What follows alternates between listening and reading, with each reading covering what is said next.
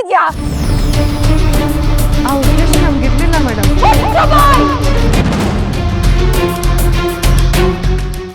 ನೀನು ಸಾಕು, ನಿನ್ ನಾಟಕನೂ ಸಾಕು. ಮನೆಯವ್ರ ಸಹವಾಸ ಮಾಡಿ ನಮ್ಮನೆ ನೆಮ್ಮದಿ ಎಲ್ಲ ಹಾಳಾಗೋಗಿದೆ. ದೇವ್ರಂತ ನಮ್ಮಣ್ಣ ನಿಮಗ್ ಸಹಾಯ ಮಾಡೋದಕ್ಕೆ ಅಂತ ಬಂದ್ರೆ ಸೊಳ್ಳಿಂದ ಹೊಡೆದು ಕಳಿಸ್ತೀರಾ? ಎಷ್ಟಂತ ಇದೆಯಾ ನಿಮ್ಗೆ? ನಡಿ, ನಡಿಗೆ ಬದಲು ಅಣ್ಣ, ನೀನ್ ಸುಮ್ಮನಿರಣ್ಣ. ಇವತ್ತು ಇವಳೊಬ್ಬನ ಮನೆ ಒಳಗಡೆ ಬಿಟ್ಕೊಂಡ್ರೆ ನಾಳೆ ಇವ್ರು ಇರೋ ಏರಿಯಾದವರೆಲ್ಲ ಇಲ್ಲಿ ಬಂದು ಕೂತ್ಕೋತಾರೆ. ನಿಂಗೆ ಅರ್ಥ ಆಗೋ ಸುಮ್ಮನೆ ನಡಿಗೆ. ನಡಿ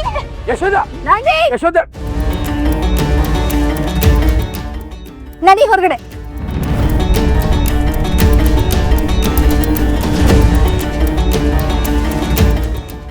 ಇದೇ ಕೊನೆ. ನಾಟಕ ನಿಲ್ಸಿದ್ರೆ ಸರಿ, ಇಲ್ಲ ಅಂದ್ರೆ ನಾವೇನು ಅಂತ ತೋರ್ಸ್ಬೇಕಾಗತ್ತೆ.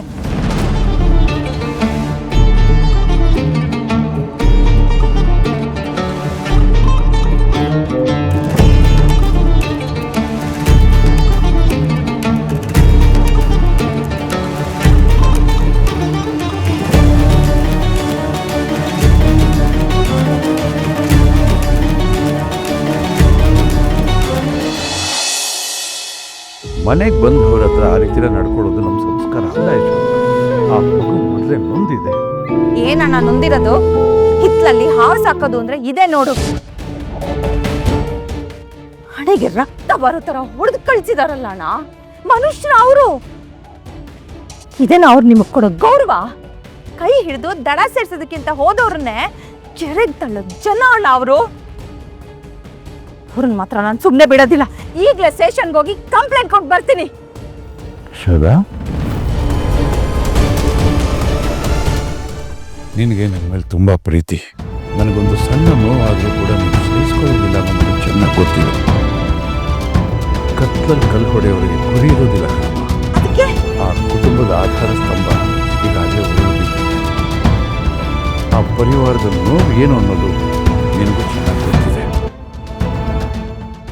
ನನಗೆ ಪೆಟ್ಟು ಬಿದ್ದಿದೆ ಅಂದ ತಕ್ಷಣ ಆ ಮಗು ನನ್ನನ್ನು ಹುಡ್ಕೊಂಡು ಮನೆ ಬಾಗಿಲಿಗೆ ಬಂದು ನನ್ನ ಎದುರು ಕೂತ್ಕೊಂಡು ಕ್ಷಮೆ ಕೇಳ್ತಾ ಇದೆ. ಅಂಥ ಮಗುನ ನೀನು ಬಾಯಿಗೆ ಬಂದ ಹಾಗೆಲ್ಲ ಮಾತಾಡಿ ಅವಮಾನ ಮಾಡ್ತೀಯಲ್ಲ, ನನಗೆ ಯಾಕೋ ಸರಿ ಅನಿಸಿಲ್ಲಮ್ಮ. ಅವರು ಒಳ್ಳೆ ಉದ್ದೇಶ ಇಟ್ಕೊಂಡೇ ಬಂದಿದ್ರು.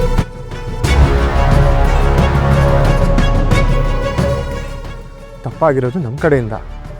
ನಾವು ಅವ್ರನ್ನ ಅವಮಾನ ಮಾಡಿ ಸಾಕು ಸುಮ್ಮನಿರು. ಉದ್ದೇಶದ ಬಗ್ಗೆ ಉಪದೇಶ ಮಾಡೋದಕ್ಕೆ ಬಂದ್ಬಿಟ್ಟ. ಬೆರಳು ತೋರ್ಸಿದ್ರೆ ಹಸ್ತ ನುಂಗೋ ಜನ ಅವರು. ಇವತ್ತು ಕಲ್ಲನ್ನು ಹೊಡೆದು ಕಳಿಸಿದ್ದಾರೆ, ನಾಳೆ ಮನೆನೇ ಒಡಿತಾರೆ. ಅರ್ಥ ಮಾಡ್ಕೊಳ್ಳಿ.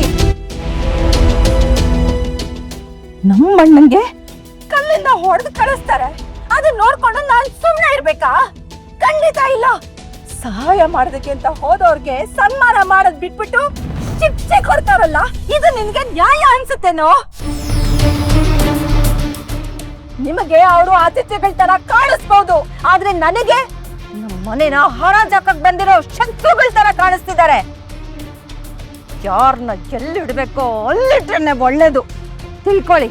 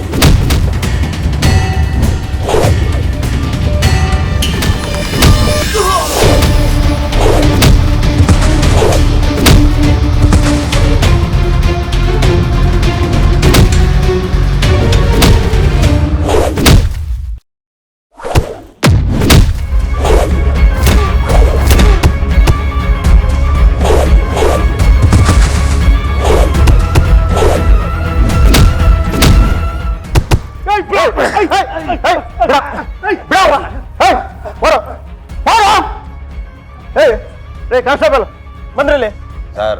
ಆನಂದ್ ಮಕ್ಳು ಅಟ್ಯಾಕ್ ಮಾಡಿ ಸರ್. ಎಳ್ಕೊಂಡು ಒಳಗಡೆ ಕಟ್ಟಾಕ್ರಿ. ಈ ನನ್ನ ಮಗನಿಗೆ ಏನ್ ಕಲಿಸ್ಬೇಕಂತ ನಂಗೆ ಗೊತ್ತಿಲ್ಲ, ಕಲಿಸ್ತೀನಿ ಬುದ್ಧಿಯ.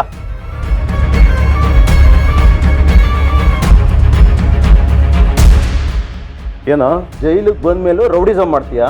ಆ ಬಡಪಾಯಿ ಮೇಲೆ ಕೈ ಮಾಡ್ತೀಯ? ಕಾಂಚಲಿ ತೋರಿಸಿ ನೀನು.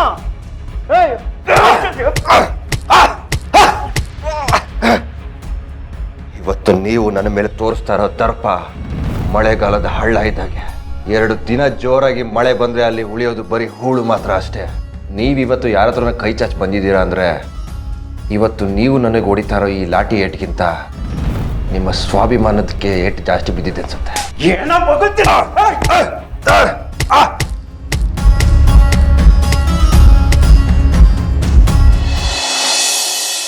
ಅಮ್ಮ ಇನ್ಯಾವತ್ತೂ ಇಂಥ ಸಾಹಸಕ್ಕೆ ಕೈ ಹಾಕೋಕೆ ಹೋಗ್ಬೇಡಿ. ಸೇರಿಗೆ ಸವ ಸೇರಂತ ಹೋದ್ರೆ ಏನೂ ಪ್ರಯೋಜನ ಇಲ್ಲ. ಆಗಿರೋ ಅಪಘಾತಕ್ಕೆ ಯಾರನ್ನೇ ಹೊಣೆ ಮಾಡಿದ್ರು ಹೋದ ಜೀವಗಳು ವಾಪಸ್ ಬರಲ್ಲ. ದಯವಿಟ್ಟು ಅರ್ಥ ಮಾಡ್ಕೊಳ್ಳಿ.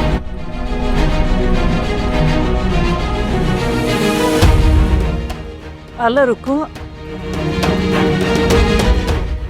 ಅಣ್ಣ ಎಷ್ಟೊತ್ತಲ್ಲಿ ಯಾಕೆ ಮನೆ ಹತ್ರ ಬರಕ್ಕೆ ಹೋದ್ರಿ? ಸುಮ್ಮನೆ ಹೊರಡಿ ಇವಾಗ. ಅಲ್ಲ ಅದು ಜೈಲಲ್ಲಿ ಅದು. ಅಣ್ಣ ಏನಿದ್ರು ನಾಳೆ ಮಾತಾಡೋಣ, ದಯವಿಟ್ಟು ಇಲ್ಲಿಂದ ಹೊರಡಿ ಪ್ಲೀಸ್, ಹೊರಡಿ. ಸರಿ ಸರಿ ಆಯ್ತು.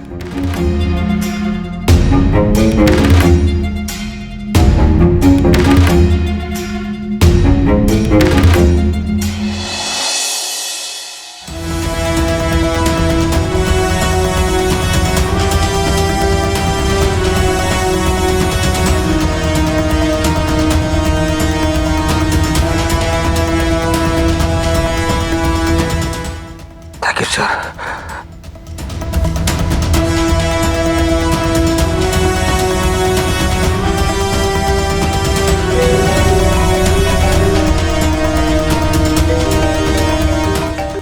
ಹಲೋ ವಿನಿ ನಾ ಕೃಷ್ಣ ಮಾತಾಡ್ತಾ ಇದ್ದೀನಿ, ಕೇಳಿಸ್ತಿದ್ಯಾ?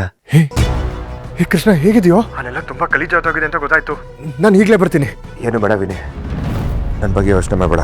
ನನಗಿಂತ ಆ ಮನೆ ನೋಡ್ಕೊಳ್ಳೋದು ತುಂಬ ಮುಖ್ಯ. ಆ ರಾಣ ಮತ್ತು ಪ್ರಭು ಹುಚ್ಚುದಲ್ಲಾಡ್ಗಿರೋ ಹಾವಿನ ಥರ ಯಾವಾಗ ಬೇಕಾದರೆ ಅಟ್ಯಾಕ್ ಮಾಡ್ಬೋದು. ವಿನಿ ಪ್ಲೀಸ್, ಅಪ್ಪನ ಒಬ್ಬರೇ ಎಲ್ಲೂ ಹೋಗೋದಕ್ಕೆ ಬಿಡ್ಬೇಡ. ಅತ್ತೆ ಮತ್ತೆ ಭರತ್ಗೆ ಹುಷಾರಾಗಿರೋದು ಕೇಳ, ಸರಿನಾ? ಎಲ್ಲ ನಾನು ನೋಡ್ಕೋತೀನಿ ಕೃಷ್ಣ. ನಾನು ಲಾರಿ ಹತ್ರ ಮಾತಾಡಿದ್ದೀನಿ. ನಿನ್ನ ನರಕದಿಂದ ಬಿಡಿಸೋದಕ್ಕೆ ಎಲ್ಲ ರೆಡಿ ಮಾಡಿದ್ದೀನಿ. ನಿನ್ನ ನೋಡೋಕ್ಕೆ ನಾನು ನಾಳೆನೇ ಬರ್ತೀನಿ ಕೃಷ್ಣ. ಕರ್ಕೊಂಡು ನನ್ನ ಬಗ್ಗೆ ಯೋಚನೆ ಮಾಡಬೇಡ. ಫಸ್ಟು ನೀನು ನಮ್ಮ ಮನೆ ನೋಡ್ಕೊ. ನಾನು ಹೊರಗೆ ಬಂದರೆ ಮಾತ್ರ ಆ ಕಚಡಗಳನ್ನ ಹದ್ಬಸ್ತಲ್ಲಿ ಇಡೋದಕ್ಕೆ ಸಾಧ್ಯ. ಅಲ್ಲಿವರೆಗೂ ಹೇಗಾದರೂ ಮಾಡಿ ಕಣ್ಣಿನ ರೆಪ್ಪೆ ಥರ ಕಾಪಾಡ್ಕೊಳ್ಳೋ ಪ್ಲೀಸ್.